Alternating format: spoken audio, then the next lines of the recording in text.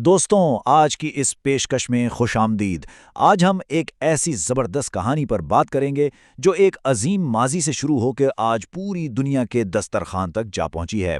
ایک ایسا شہر جس کا ذائقہ آج اپنی الگ پہچان بنا چکا ہے، شکارپور۔ چلیے دیکھتے ہیں کہ تاریخ اور ذائقے کا یہ حیرت انگیز سنگم آخر وجود میں کیسے آیا۔ مشرق کا پیرس، جی ہاں، پہلے اسے یہی کہا جاتا تھا، اور اب یہ پوری دنیا میں اپنے مسالے دار اچار کا جادو چلا رہا ہے۔ 17ویں صدی کی شان و شوکت سے سیدھا ایک گلوبل اچار امپائر تک کا یہ سفر واقعی حیران کن ہے۔ ایک ایسی اچانک تبدیلی جس نے شہر کی پہچان کو پتھروں اور عمارتوں سے نکال کر سیدھا ذائقوں میں ڈال دیا۔ تو آج کا ہمارا سفر ان 5 حصوں پر مشتمل ہوگا۔ پہلا، مشرق کا پیرس۔ دوسرا، مٹھی ہوئی معماری۔ تیسرا، پانی میں چھپا راز۔ چوتھا، اچار کی عالمی معیشت۔ اور پانچواں، اس لاجواب ذائقے کے پیچھے کی خواتین۔ شروع کرتے ہیں پہلے حصے سے، مشرق کا پیرس، یعنی ایک عظیم تجارتی مرکز۔ اپنے عروج پر شکرپور کسی طرح بھی بخارا، سمرقند یا استنبول سے کم نہیں تھا۔ 1617 میں داؤد پوٹا خاندان نے اس شہر کی بنیاد رکھی۔ 18ویں صدی آتے آتے یہ شہر اتنا امیر اور اہم ہو گیا کہ درانی دور حکومت میں یہاں باقاعدہ چاندی کے سکے بنتے تھے، اور پھر 1998 میں اسے ثقافتی اور تاریخی ورثہ قرار دے دیا گیا۔ اس 400 سال پرانے شہر کی سیاسی اور معاشی اہمیت ہمیشہ سے بہت زیادہ رہی ہے۔ سندھ کے نقشے پر اگر شکارپور کی لوکیشن دیکھیں تو سمجھ آتا ہے کہ یہ اتنا اہم کیوں تھا۔ تاریخ بتاتی ہے کہ یہ شہر بر صغیر اور وسط ایشیا کے عظیم تجارتی راستوں کا مین گیٹ تھا۔ جو بھی قافلہ ان قدیم راستوں سے گزرتا وہ اس شہر کی دولت میں اضافہ کرتا۔ یہی وجہ ہے کہ یہ اپنے وقت کا ایک انتہائی امیر شہر بن گیا تھا۔ ذرا تصور کریں، ڈھکا بازار، لکڑی کی خوبصورت جالیدار چھت جہاں سے دھوپ چھن کر آتی تھی، اور ہوا میں تاجروں کے شور کے ساتھ مسالوں کی خوشبو۔ یہ صرف ایک بازار نہیں تھا، ایک انجینئرنگ ماول تھا۔ ڈھکا ہوا ہونے کی وجہ سے یہ دور دراز سے آنے والے تاجروں کو شدید گرمی اور دھوپ سے بچاتا تھا۔ یہ بازار ماضی کی اس شان و شوکت کا جیتا جاگتا ثبوت تھا جب یہ شہر دنیا بھر کی تجارتی گہما گہمی کا مرکز ہوا کرتا تھا۔ لیکن اب آتے ہیں دوسرے حصے کی طرف، مٹی ہوئی فن تعمیر، ایک شہر جو اپنی مادی تاریخ کھو رہا ہے۔ یونیسکو نے اس شہر کی 1203 عمارتوں کو ثقافتی ورثہ قرار دیا تھا۔ 1203، لیکن حقیقت بہت افسوسناک ہے۔ ان میں سے 300 قدیم عمارتیں تو مکمل طور پر ختم یا منہدم ہو چکی ہیں، اور جو بچی ہیں ان کے قیمتی لکڑی کے دروازے، کھڑکیاں اور کاشیگری کے نایاب نمونے تقریباً نیلام کر دیے گئے۔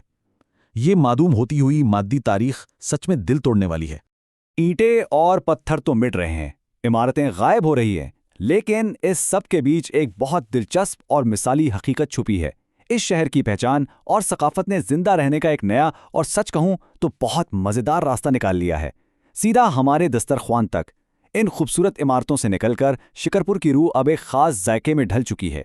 تیسرا حصہ، پانی میں چھپا راز، شکارپوری اچار کا اصلی جادو۔ اب دیکھیے مزے کی بات، شکرپور میں آم کے کوئی بڑے باغات نہیں ہیں، پھر یہ اچار کا مرکز کیسے بن گیا؟ کہانی کچھ یوں ہے کہ کچے آم آتے ہیں حیدرآباد سے، مسالے آتے ہیں سکر اور کنری سے، اور نمک آتا ہے خیبرا سے۔ پورے پاکستان سے آنے والے یہ تمام مخصوص اجزاء جب شکرپور میں آ کر ملتے ہیں تو بنتا ہے دنیا کا سب سے مشہور مسالے دار اچار، جسے سوچ کر ہی منہ میں پانی آ جائے۔ لیکن انہی مسالوں کو اگر کسی اور شہر میں ملائیں تو وہ بات نہیں بنتی۔ اصل راز کیا ہے؟ اصل راز ہے شکارپور کا میٹھا زمینی پانی۔ یہ میٹھا پانی سبزیوں اور مسالوں کے ذائقے کو آسمان پر پہنچا دیتا ہے۔ یہی وہ خفیہ اور قدرتی جز ہے جو اس اچار کو پوری دنیا میں لاجواب بناتا ہے، اور جس کی وجہ سے یہ انڈسٹری یہاں اتنی کامیاب ہے۔ چوتھا حصہ، اچار کی عالمی معیشت، مقامی بازار سے نکل کر دنیا بھر میں۔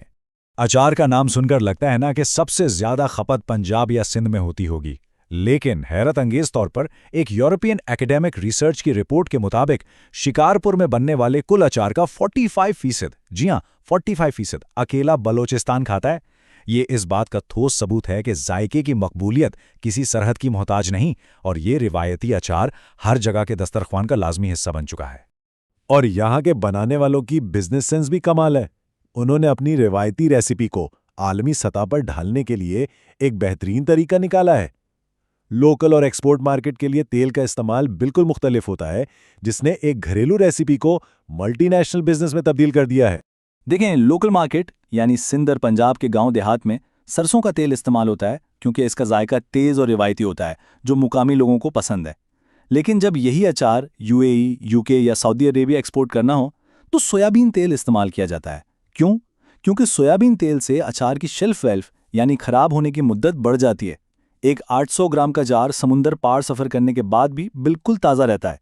कमाल की स्ट्रैटेजी है।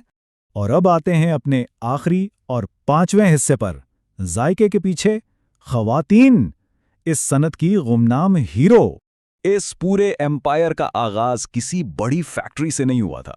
तकरीबन 70 से 80 साल पहले एक आम घरेलू खातून ने अपने खानदान के लिए अचार बनाया।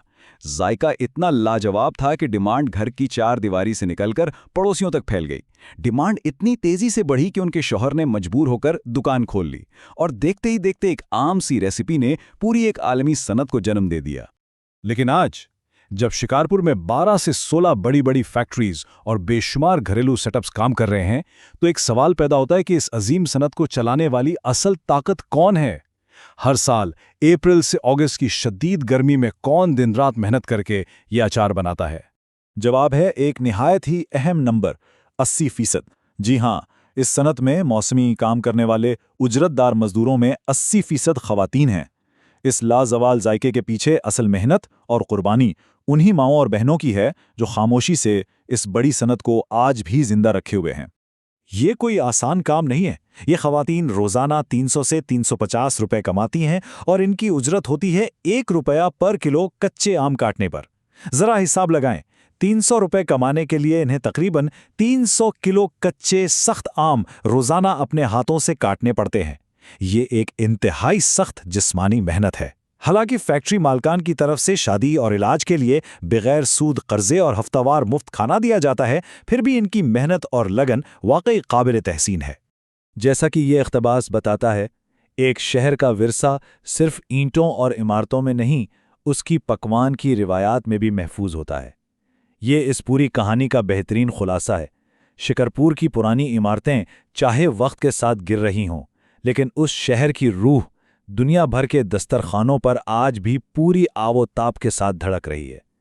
आखिर में ज़रा रुकिए और सोचिए, हम रोज़ाना जो खाना खाते हैं, हमारे दस्तरखान पर मौजूद उन आम सी लगने वाली चीज़ों में मुकामी तारीख़ और सकाफ़त के कौन-कौन से हिस्से खामोशी से महफूज हैं। अगली बार जब कोई रिवायती जायका चखें तो याद रखिएगा कि वो सिर्फ खाना नहीं, बल्कि एक पूरी तारीख़ है जो आप तक पहुंची है। आज की ये पेशकश देखने का बहुत शुक्रिया।